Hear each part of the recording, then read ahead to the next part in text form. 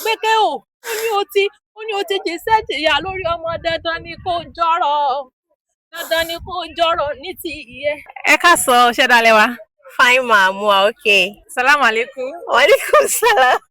Orúkọ mi ni Àṣàkẹ́ Akéwì. Mo máa ń kéwì, I chant.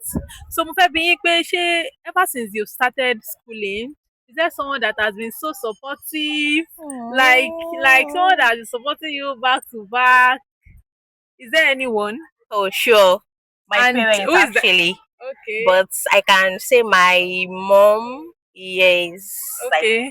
Will you like us to call her and appreciate her on your behalf? Yes, sure. You can. Okay, can you call her now? Well, when you call her, just beat her first so that she will not. Okay. So, what's your name? Adijoke. Okay. What about your mom? So that we just call her. Agbeke. Okay. Yeah, let's go. Let's go. Like, You beat her first. I don't know how she will feel, but So ma'am, let's try it. Let's go. if I'll just give the phone to you, right?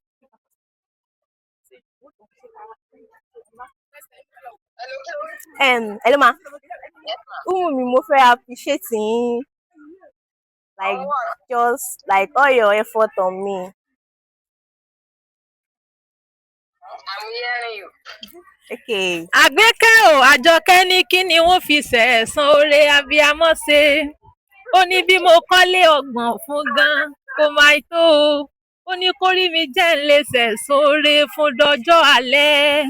Àmì o, yá rábì. Àgbékẹ́ o, ọmọ rẹ ní iṣẹ́ ọmọ ló jí fòwúrọ̀ ṣe. Ó ní kórí ẹ̀ mọ́ di o jìyà lọ́wọ́ ọmọ. Ó ní lọ́jọ́ tí wọ́n bá pè é pé wọ́n lẹ́yẹ kàn. Lọ́jọ́ tí wọ́n bá pè é pé wọ́n lọ́rọ̀ kàn. Olódùmarè ò ní fi ọ́ pamọ́ lágbára Olódùmarè ọba. Ó ní lọ́jọ́ tí èyí bá kàn ọ́ ò ní dàwátì lágbára Olódùmarè ọba. Àmín. Ó wá ní Ògbómọ̀ṣọ́ nílé àwọn bàbá rẹ̀ tó bí ọlọ́mọ. Ògbómọ̀júgùn ògbóṣẹ́gi ọmọ ògbóoṣù ní jiyàn. Ògbérè ní ìdọ̀lẹ́lẹ̀ ògbólógbò àgbàdo tí yí padà tí dẹ̀kọ̀ ìyẹn gan nílé bàbá tó bí ọlọ́mọ. Ọmọ àfògbókògbò wo ogun òjàjàjà. Kókó yín l'Ógbómọ̀ṣọ́ rẹ̀ ọmọ ajílété dógún. Ó ní ìyá mi sábíámọ́. Ó ní Àgbékẹ́ yìí ṣe púpọ̀ lọ́rọ̀ mi abíámọ́. Abíámọ́ tá a fi tọrọ abíámọ́. Ó ní bí mo bá wáyé nígbà ẹgbẹ̀je. Alágbékẹ́ yèyé mi ní òtún mi bí. Ọmọ rẹ ní bí mo bá wáyé nígbà ẹgbẹ̀je. Alágbékẹ́ yèyé mi ní òtún mi bí.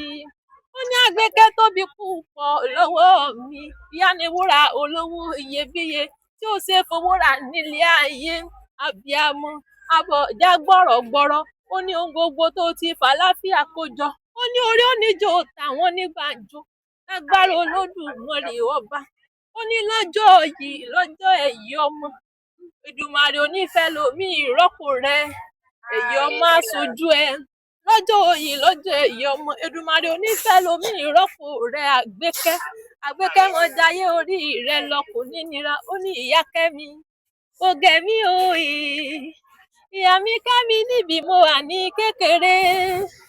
Àgbékẹ́ kẹ́mi níbi mo dàgbà lágbà.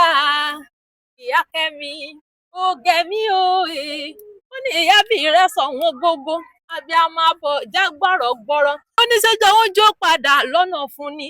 Ọjọ́ ara ń ro mí, ọjọ́ ẹsẹ̀ ń ro mí. Ọjọ́ tá tẹ̀lé sọ́pà tó bí ṣeéṣe ni nínú oyún ni ká sọ ni.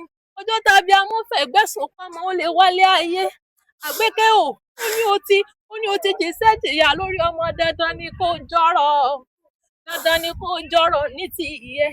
Ó ní tó jọmọ bá jiná tán ikú ò ní já ọgbà lọ́wọ́ àwa lágbára Olódùmarè ọba. Àgbékẹ́ mọ jayé orí rẹ kò ní nira.